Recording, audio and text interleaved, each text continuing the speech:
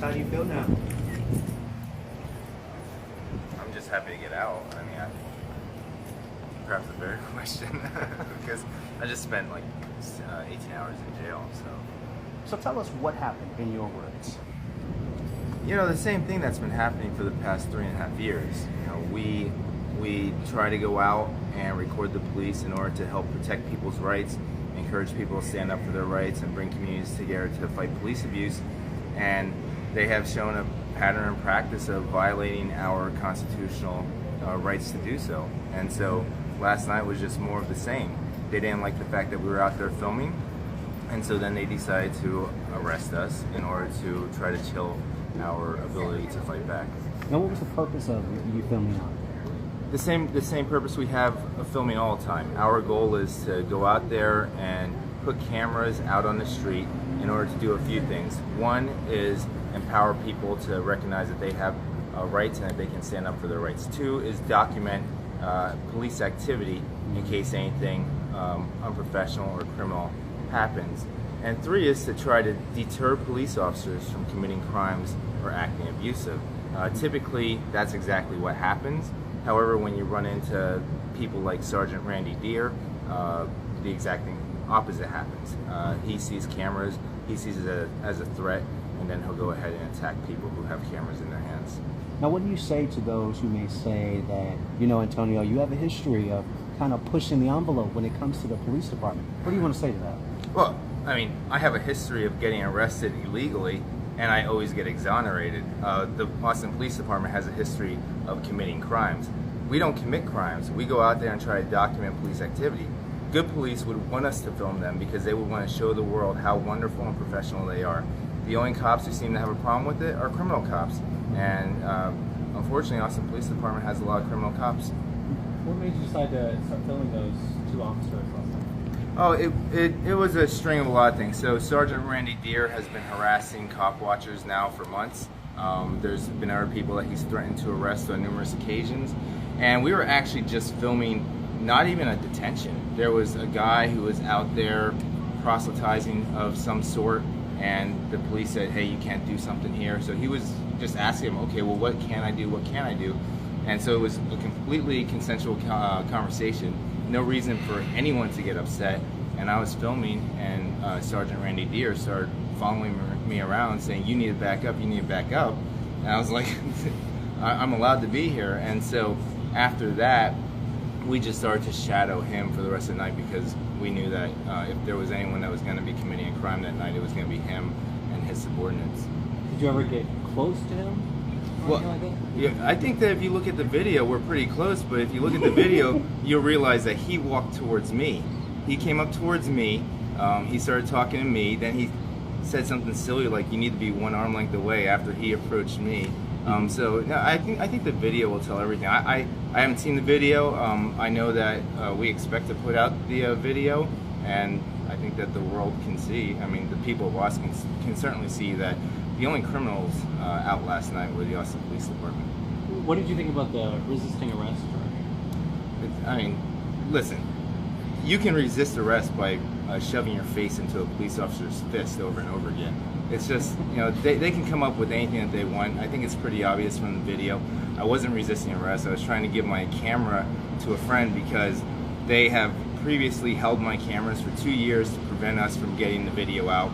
They refused to give us the dash cam from my initial arrest for 2 years and 9 months. And so I wanted to make sure that that video was available for everyone. Because what they do is they put out a narrative that's false, and then the media doesn't have much to go on.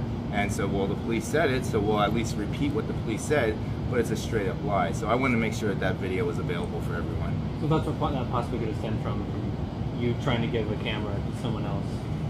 But I think that any reasonable, objective, or semi-intelligent person can see I didn't resist arrest. It's just Austin Police Department's pathetic attempt to try to layer on charges. So what's the next step for you, Antonio? The same thing. I mean, first off, the Peaceful Streets Project is way more than me. It's just some of these police officers seem to have a liking towards me. But we're gonna keep cop watching. We're gonna keep doing Know Your Rights trainings. We're gonna keep working with other allies. The police accountability movement is a national movement now, and we're working with people in other cities, and we're just going to keep pushing forward. We're not a very civilized society. We still believe that we have to give people the right to violate and abuse people in order to keep order, and we need to evolve beyond that, and we're a long way from getting there. But hopefully, through the work of the Peaceful Streets projects and other committed individuals nationwide, we can move towards that evolution. How do you feel that it's happening again? I finally beat my last charge just last month. So I had been arrested 5 times. I've had 10 criminal charges previously. I've had dozens of investigations against me, and we beat every single one. And I was finally free and clear. And so there's some people out there like Hubert Acevedo who might try to say that I like to get arrested. The last thing I like to do is get arrested. I was happy to finally be free of all these charges, but when we're out there and we're flexing our rights and we're standing up for the First Amendment and our basic constitutional rights, and a cop comes over and says, we're going to violate your rights right now, sometimes some of us will make that decision at that moment to say, well, you know what, we're actually going to flex our rights, we're going to stand on principle here and let the chips fall where they may. Cool. Can you say anything? Peacefulstreets.com. If anyone wants to join us, please contact us. We need lots of volunteers out there. Austin Police Department has 1,700 cops, apparently 0 cops who are willing to speak out against the crimes of the Austin Police Department. One activist is as good as 100 cops, so if you want to join us, please go to peacefulstreets.com and learn more. Thank you very much. Thanks. Yeah. You guys have anything planned tomorrow? Or, Not that I know of. I mean, okay. they might organize something, but I've been hanging out here, so. Okay. Yeah. And I want to make sure that I understood the situation that you're reporting. So at one point, did you guys, what was your focus that night? Our focus the entire night, as it is in all cop watching outings, is to document police interactions with the public. And so sometimes we'll drive around the city looking for stops. That's actually the majority of what we do. We're actually not on 6th Street that often relative to doing roving patrols. But yeah, we're just downtown looking for interactions. And so we look to see if there's scuffles, if police are rushing towards something. And when we see that, we'll move.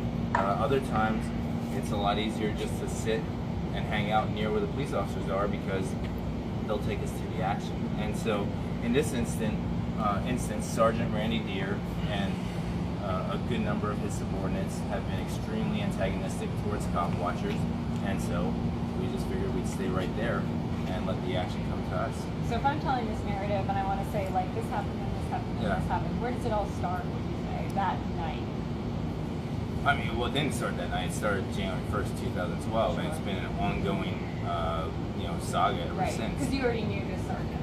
Well, I didn't personally know him. I know that he's pushed me before, he's shoved me before, he's given me false orders before, but he's actually done a lot worse to some of the other cop watchers. He has been extremely aggressive to Julian Reyes, who had his dog Shinerbach killed by Austin police. He's been extremely aggressive towards Joshua Pineda, who had his head bashed open by DPS. He's been very aggressive towards numerous cop watchers, and he's a senior ranking official in his little squad, and a lot of his subordinates mimic his activity. It's just a complete breakdown of leadership and professionalism within that squad. And unfortunately, I reached out to a lieutenant last night before this whole thing blew up, and I said, this guy's violating our constitutional rights. It'd be great if you would pull him aside and do some professional development with him. But